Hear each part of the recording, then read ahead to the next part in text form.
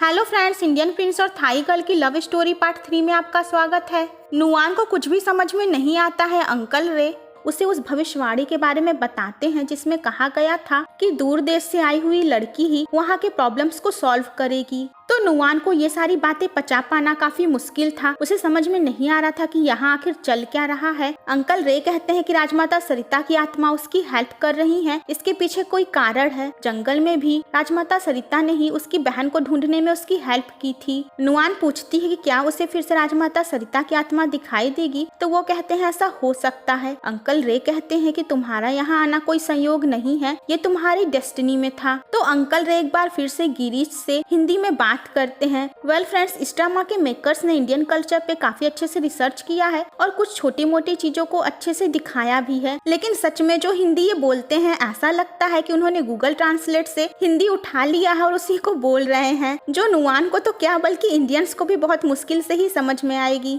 लेकिन आगे के एपिसोड्स की हिंदी ठीक है। तो नुआन को एक बार फिर से उनकी बातें समझ में नहीं आती है। एक्चुअली अंकल रे एक बार फिर से यही कह रहे थे कि नुआन का ऐसे यहाँ आना ही भाग्य है। तो वो सब वहाँ से आते हैं। मिस्टर कजित का आदमी उनके ऊपर नजर रखा हुआ था। तो रास्ते में नुआन कहती है कि उसे इन सब बातों पर भरोसा नहीं है, ये जो कुछ भी हो रहा है बस एक संयोग है। तो गिरीश कहता है कि अंकल रे ने कहा है संयोग भी किस्मत से ही होता है। तो तभी गिरीश ये नोटिस करता है कि कोई उनका पीछा कर रहा है। वो कार को तेजी से चलाता है, तभी उनके सामने एक आदमी आ जाता है और उसे बचाने के चक्कर में उनकी कार एक पेड़ से लड़ जाती है। वो दोनों ही बेहोश हो जाते हैं। तो मिस्टर कजित के आदमी उन्हें हर्ट करने के मकसद से उनके पास आते हैं, लेकिन तभी वहाँ पर राजमाता सरिता की आत्मा आ जाती है, जो उन्हें डराकर वहाँ से भगा देती है। उसके बाद वो उन दोनों को जगाती है। नुआन और गिरीश उनकी आवाज सुनकर होश में आते हैं। नुआन कहती है कि उसे ऐसा लगा किसी ने उसे आवाज दी। गिरीश उसे बताता है कि हमारे पीछे मिस्टर कजित के ही आदमी लगे हुए थे, यहाँ पर कोई है नहीं, तो हेल्प के लिए किसी को बुलाना होगा। गिरीश कहता है कि इधर से पैलेस जाने का शॉर्टकट रास्ता है, जिसके लिए नुआन को फ्लावर फॉरेस्ट पार करना होगा। तो नुआन उस फूलों वाले जंगल का नाम सुनकर ही डर जाती है। गिरीश कहता है तुम चिंता मत करो, मेरा विश्वास करो कि तुम्हें वहाँ पर कुछ नहीं होगा। वो सब उस तरफ जाते हैं। गिरीश उसे अपना कोट देता है। नुआन मना करती है तो वो कहता है कि ठंड है, तुम इसे ले लो। गिरीश को राजमाता सरिता की भविष्यवाणी याद आती है। वो कहती है कि तुम्हें अपने आप ही पता चल जाएगा कि ये वही लड़की है जो कि राइट वन है, क्योंकि उस लड़की से तुम्हें प्यार हो जाएगा। गिरीश कहता है कि ऐसे बहुत से संकेत हैं कि तुम ही वो राइट पर्सन हो। नुआन कहती है कि क्या मतलब है।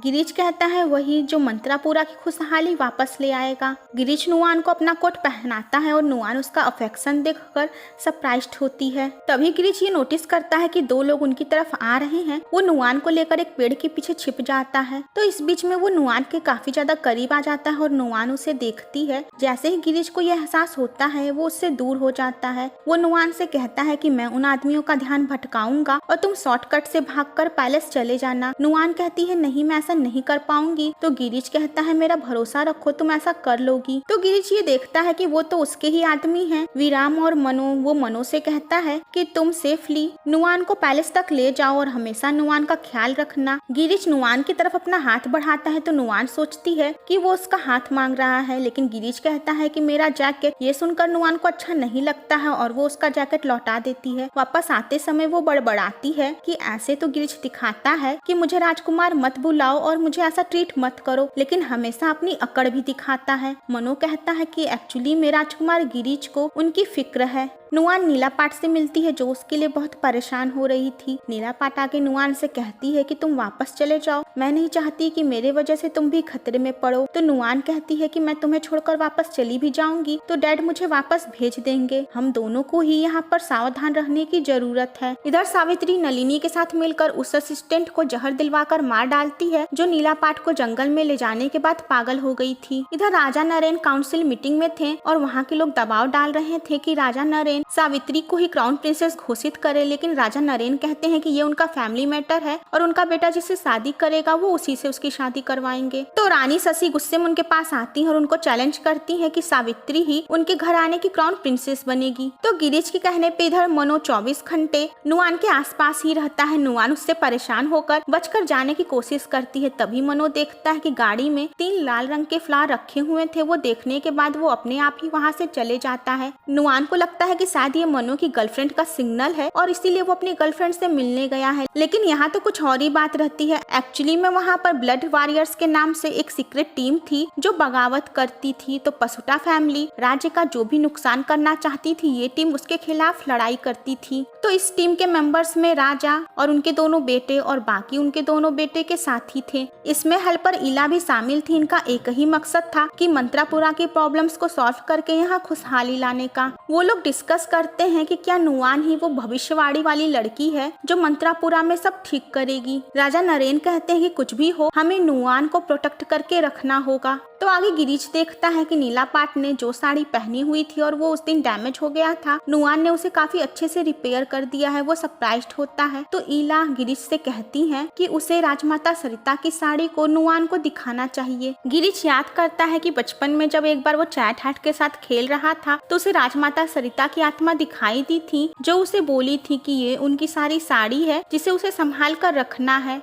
तो चैट हाट गिरीश से पूछता है कि क्या तुम इन्हीं सब कारणों की वजह से आज तक किसी से प्यार नहीं किए? तुम अपने साथ ऐसा मत करो। गिरीश कहता है कि मैं नहीं चाहता हूँ कि मेरी माँ की तरह कोई और भी प्यार की वजह से सफर करे। इधर नुआन अपने महल में सोई हुई थी कि राजमाता सरिता की आत्मा उसे पुकारती है और नुआन भी उनके पीछे पीछे जाने लगती है। उसे होश भी नहीं रहता है। गिरीश जब अपने घर के अंदर आता है तो वो देखता है कि नुआन राजमाता सरिता के साड़ी के पास खड़ी है। वो उसे आवाज देता है तो नुआन बेहोश होती है। वो उसे पकड़ लेता है। नुआन उसे बताती है कि उसे याद नहीं है कि वो यहाँ तक कैसे पहुँची, बस उसे ऐसा लगा था कि किसी ने उसे पुकारा था। गिरीश नुआन से कहता है कि उसके पास राजमाता सरिता की साड़ी है जिसे वो संभाल कर रखा हुआ है। उन्होंने ऐसा कहा था। नुआन शॉक्ड होती है और पूछती है कि क्या तुम्हें भी वो नजर आती है? तो वो कहता है हाँ। वो कहता है कि इन साड़ियों में से कुछ साड़ी रानी को मिलेगी उनकी शादी पे। नुआन कहती है कि मैंने तो अपनी बहन की शादी के लिए ऑलरेडी ड्रेस डिजाइन करके रखा हुआ है। गिरीश कहता है कि ये साड़ियाँ बहुत ही खूबसूरत हैं। वो उसे राजमाता सरिता की एक व्हाइट साड़ी दिखाता है जिसे देखकर नुआन सरप्राइज्ड हो जाती है। तो वो आगे उस साड़ी को छूकर देखती है और कहती है ये तो इतना ठंडा कैसे है। वो उस साड़ी की खूबसूरती की तारीफ करती है और कहती है लेकिन यहाँ के कल्चर के हिसाब से तो शादी में सफेद साड़ी नहीं पहनते हैं। वो कहता है कि हाँ। गिरीश कहता है कि मैं तो बस इन साड़ियों का ध्यान रख रहा हूँ।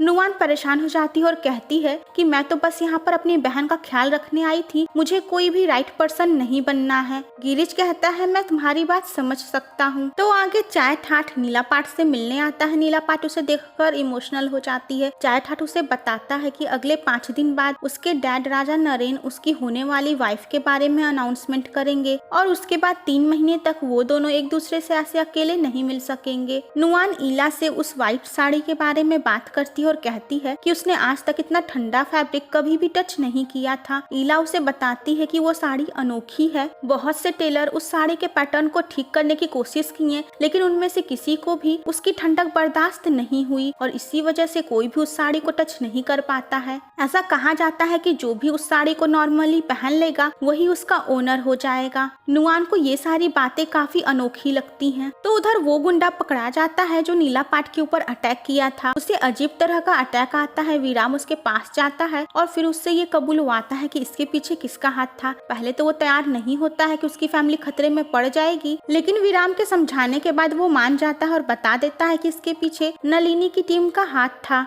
चैट हट जाकर अपने डैड से मिलता है और उन्हें बताता है कि उसकी माँ की असिस्टेंट नलिनी भी सावित्री से मिली हुई है और उन्हीं लोगों ने मिलकर नीला पाठ के ऊपर वो अटैक करवाया था। तो फ्रेंड्स इसका नेक्स्ट पार्ट देखना मत भूलिएगा।